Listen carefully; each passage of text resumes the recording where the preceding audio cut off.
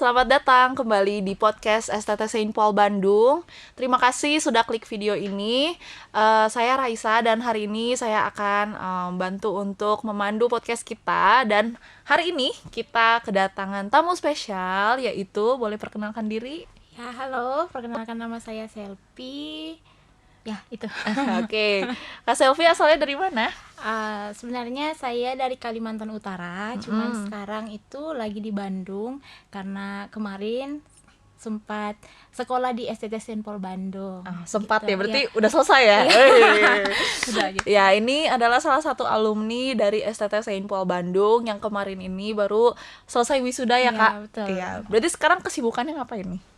Untuk saat ini sih belum, tapi untuk minggu-minggu depan mungkin baru mulai ada kegiatan gitu. Jadi anggaplah untuk dalam minggu ini tuh masih waktu-waktu rehat. Gitu. Masih waktu rehat tapi udah datang di podcast ya. Iya, Makasih gitu. ya, Kak. Sama-sama. Oke, nah hari ini kita akan bahas tentang tema yaitu menjadi murid Kristus di masa muda. Nah, di sini kita masih muda ya, Kak ya? Iya, betul, masih muda. Masih muda ya? Masih 19 tahun ya. Iya, 19 tahun plus ya. Berapa tahun yang lalu maksudnya. Iya, gitu betul. lah. Oke, jadi kan kadang orang itu orang Kristen gitu ya, kalau misalnya yang awam berpikir jadi orang Kristen itu sudah cukup, ya sudah cukup datang ke gereja setiap minggu terus pulang dan seperti itu sudah cukup untuk mereka. Nah, tapi sebenarnya apa sih, Kak, bedanya orang Kristen yang hanya datang ke gereja dengan murid yang benar-benar bisa dikatakan sebagai murid Kristus gitu? Oh, bedanya ya orang Kristen menurut Kak sama Selvi. seorang murid. Kalau menurut saya, kalau orang Kristen tuh berarti dia hanya tahu dia ini orang Kristen, di KTP-nya Kristen gitu. Tapi kalau seorang murid Kristus berarti dia ada ambil satu sikap yang dia mau taat gitu. Terus dia mau siap untuk melayani begitu, siap mau belajar gitu, siap mau mendengar gitu. Mungkin seperti itu. Oke. Jadi bedanya kalau misalnya orang Kristen pada umumnya mungkin hanya sekedar datang aja gitu ya, mendengar ya. Tapi murid Kristus kayaknya lebih baik memberi ya. Lebih baik mendiri, tapi juga mereka bukan sekedar itu, tapi mereka kenal siapa Tuhan yang mereka sembah gitu, siapa Tuhan yang mereka ikuti begitu. Jadi kayak lebih ke mengenal lah, seorang murid Kristus ya benar-benar mengenal siapa Tuhannya gitu, mengenal siapa Tuhan Yesus itu. Terus apa perintahnya pasti bakal diikuti karena dia tahu, mengenal gitu. Karena berbeda dengan orang yang sekedar tahu sama orang yang sekedar mengenal. Nah, contohnya kayak gini. Kalau sama Ica kan aku tahu Ica, tapi aku hanya tahu sekedar aku tahu Ica namanya Ica, Bentuknya seperti apa. Tapi kalau aku mengenal berarti aku tahu apa favoritnya Ica gitu ya, apa yang pokoknya kegiatan sehari-hari, terus sikapnya Ica seperti apa begitunya. Jadi kayak kalau menurut aku murid Kristus itu lebih ke mengenal pribadi Yesus itu begitu. Oke, penjelasan bagus banget ya. Iya dong ya, pasti maksudnya ya kita kan mengikuti Tuhan itu bukan cuma sekedar pengen tahu aja, maksudnya hanya menyembah Dia aja, tapi nggak kenal ya, Kak. Tapi kalau misalnya kita kenal kan justru lebih bagus ya, Kak. Oke. Terus kalau Kak Selvi sendiri udah menganggap Kak Selvi sebagai murid Kristus, Kak? Wah, ini pertanyaannya kalau Ibu Ketua nonton kayaknya Harus berhati-hati ya. Bercanda. Ya, kalau menurut aku kayak untuk jadi total untuk jadi seorang murid itu bukan hal yang mudah ya gitu. Sama halnya kalau kita di sekolah kan kita belajar menjadi seorang murid gitu. Nah, jadi seorang murid itu kita harus taat. Kita harus istilahnya kayak kalau ada yang peraturan harus diikuti gitu. Nah, begitu juga kalau seorang murid itu kita bukan hanya status gitu, tapi ada tindakan yang kita lakukan untuk menyatakan kalau benar kita nih seorang murid. Nah, tindakan itu ya kita taat gitu. Kayak mau mendengar, mau ikutin apa yang menjadi perintah, mungkin seperti itu kali ya. Berarti tanggung jawabnya lebih besar ya jadi sebagai murid. Jadi, ya. Kalau bilang secara pribadi saya sudah jadi total jadi seorang murid kayak masih dalam proses lah begitu. Betul. Karena kadang ada sisi di mana mau memberontak gitu, tapi ada sisi juga di mana kayak ini nih benar nih, aku harus balik nih. Jadi kayak masih dalam proses lah, masih ongoing katanya gitu. Ya karena memang prosesnya cukup panjang ya, Kak ya. Betul. Apalagi anak-anak muda ya kan. Betul. Kadang kita tuh anak muda pada umumnya tuh kan pengen bebas ya, Kak. Betul. Ya pengen bebas, pengen mengekspresikan diri. mikir kalau misalnya saya jadi murid Kristus nanti saya nggak bebas ngapa-ngapain gitu kan ya.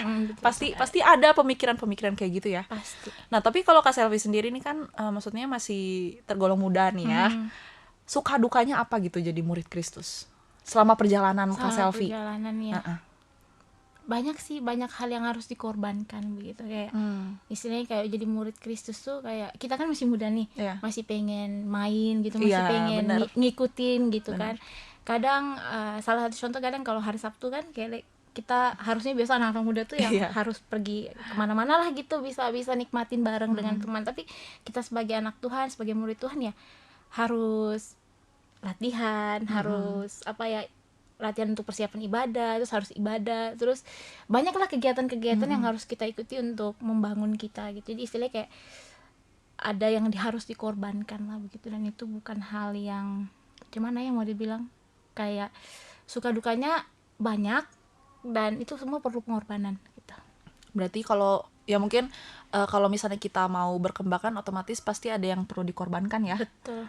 Kayak aku juga dulu pernah tuh Kak, kayak yang tadi kayak Kak Selvi bilang, di saat orang-orang anak-anak muda seumuran aku bisa pada main gitu ya, aku harus pelayanan, tapi itu bukan sesuatu yang bukan sesuatu yang merugikan sih menurut aku. Iya, betul. Nah berarti kalau sukanya apa Kak? Sukanya jadi murid Kristus? Sukanya jadi murid Kristus tuh kayak kita tuh terbentuk juga bukan dari segi kayak mana ya mau dibilang, kayak kita terbentuk dari segi karakter kita bisa jadi lebih baik lah gitu ketika kita melihat teman-teman kita yang di luar sana. Jadi kayak kita tuh punya hati untuk bisa macam mana ya caranya supaya aku bisa menolong dia juga gitu. Jadi kayak sukanya itu adalah karakter kita terbentuk, jadi kita jadi baik begitu, istilahnya kayak gitulah. Iya, itu aku setuju banget sih. Ada ada kebahagiaan tersendiri di saat kita bisa nolong orang lain ya. Bener sih, soalnya kan ada yang bilang juga katanya tuh kalau misalnya kita belajar untuk hidup bukan cuman untuk kepentingan diri sendiri, itu kadang hidupnya jadi lebih bermakna. Kak Selvi setuju nggak? Setuju banget. Jadi kayak pasti kalau setelah kita hidup bukan untuk diri kita sendiri, jadi kayak kita bagikan kepada orang lain gitu, apa yang kita lakukan itu untuk orang lain, kayak ada sesuatu yang tidak bisa kita ekspresikan, tapi itu rasa bahagia, rasa senang begitu. Sekalipun ada hal yang harus dikorbankan, tapi itu tidak mengurangi sukacita kita, tidak mengurangi kebahagiaan kita lain gitu. Iya benar. Jadi ya kalau yang bisa aku lihat dari penjelasan Kak Selvi sih, murid Kristus itu banyak pengorbanan ya. Betul. Banyak pengorbanan. Tapi justru lewat pengorbanan itu mendatangkan kebahagiaan tersendiri. Ya memang mungkin agak susah untuk dipahami bagi yang belum mencoba ya. Betul. Tapi yang aku lihat sih ya, maksudnya nggak cuma dari kehidupan aku pribadi ya, maksudnya kayak dari Kak Selvi dan lain-lain, di saat kita berkomitmen gitu untuk bisa jadi murid Kristus di saat muda, ya memang pasti naik turun lah ya, namanya juga murid ya. Iya, apalagi kayak di sekolah muda ya, gitu. Di sekolah kan pasti ya sesekali melanggar lah ya, melawan.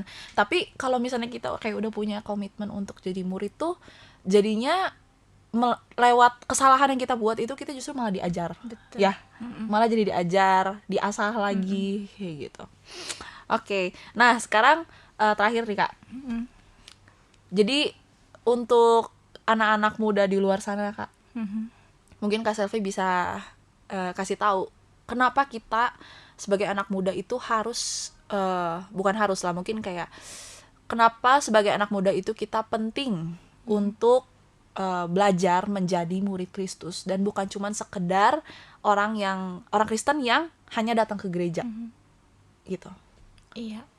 Jadi kenapa penting? Karena itu kan tadi saya bilang di awal. Jadi itu sebenarnya kita menjadi murid Kristus itu kayak kita dibentuk juga dari karakter kita, dari tingkah laku kita. Jadi kayak itu tuh mendatangkan hal-hal yang baik bagi kita. Jadi kita bisa lebih tahu mana yang baik, mana yang tidak, mana yang sesuai dengan apa yang Tuhan mau begitu. Memang kan apalagi untuk anak-anak muda ya, kita banyak tergiur dengan dengan ketertarikan yang istilahnya kayak banyak godaan lah yang bisa buat kita kayak lebih memilih untuk ikut yang di luar ketimbang kita menjadi murid untuk pergi ke gereja, untuk mengenal Tuhan begitu.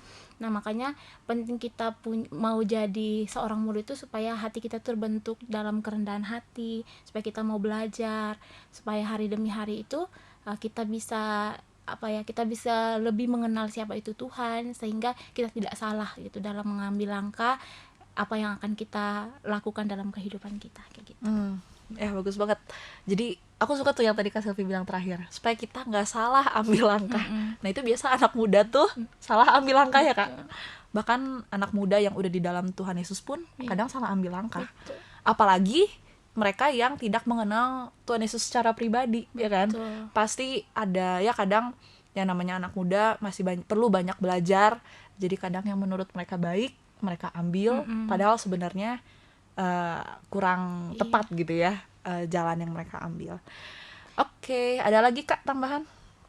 Paling itu aja sih, kayak kalau ini jangan takut lah kayak mendengar kayak murid Kristus kayak kayaknya jadi murid Kristus ini berat. Emang dia terdengar berat, tapi kalau seandainya kita jalani, hati kita siap mau dibentuk, kita mau belajar rendah hati, kita mau belajar taat, pasti itu kita akan dapat pertolongan Tuhan untuk bisa menjadi murid Kristus yang sesuai dengan kehendak Tuhan. Sekalipun prosesnya itu bakal panjang, tapi kita percaya kalau sama kita bersama dengan Tuhan, pasti Tuhan akan selalu menyertai kita gitu. Iya, betul banget.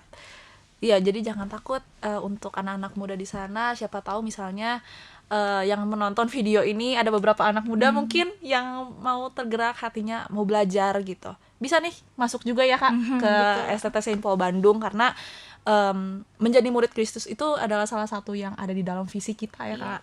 Nah ini salah satunya nih outcome STT Saint Paul Bandung. Jadi perlu diingat juga, jadi murid Kristus itu tidak selalu jadi pendeta. Nah gitu kan? itu aku setuju banget, karena banyak kok lulusan STT lah ya secara umum itu nggak jadi pendeta juga. Betul. Tapi mereka tetap jadi berkat ya Kak. Betul.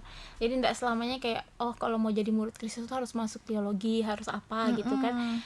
Tapi sebenarnya menjadi murid Kristus itu cukup kok kamu kenal gitu kan siapa pribadi Yesus, terus mau taat, mau belajar. Ya kalau mau belajar lebih lagi ya itu belajar di STT ya gitu. STT. Tapi itu ya maksudnya ya memang nggak harus melalui, tapi kalau misalnya teman-teman masuk STT itu jadi lebih diperlengkapi. Iya betul. Ya diperlengkapi gitu. Dan jadi murid Kristus itu bukan berarti kita jadi nggak gaul ya Kak ya. Betul. Tetap ya kayak kita tuh tetap gaul ya kan. Tetap maksudnya ya tetap bisa menjalani kehidupan yang normal kok. Ya nggak ada yang justru lebih enak gak sih Kak? Betul. Jadi kita tetap bisa ngejalanin kehidupan sebagai anak muda, tapi satu sisi nggak arahnya tuh nggak kesana kemari lah gitu. Ya. Oke, dari Kak Selvi ada lagi kata-kata terakhir? Kata-kata terakhir. Paling itu aja. Itu aja ya. Ya teman-teman yang menonton video ini, terima kasih banyak sudah mendengarkan topik pembahasan kita pada hari ini tentang menjadi murid Kristus di masa muda. Semoga apa yang kita diskusikan hari ini itu bisa menimbulkan insight-insight baru untuk teman-teman semua. Jangan lupa untuk subscribe YouTube kita, dan kalau misalnya teman-teman tertarik untuk mendaftar di STT Saint Paul Bandung, bisa langsung kunjungi Instagram kita di stt.saint.paul.bandung. Titiknya banyak memang. Ya, itu jadi bisa langsung aja kunjungi, nanti di situ ada nomor kita, teman-teman bisa kontak langsung ke WA admin. Facebooknya juga ada. Ada Facebooknya juga, STT Saint Paul. Ya, teman-teman bisa search, ada websitenya juga. Nanti kita kasih di deskripsi di bawah supaya teman-teman bisa gampang untuk menghubungi kita. Itu aja Kak, makasih banyak sudah jadi tamu spesial di podcast hari ini. Sampai jumpa kembali, dadah.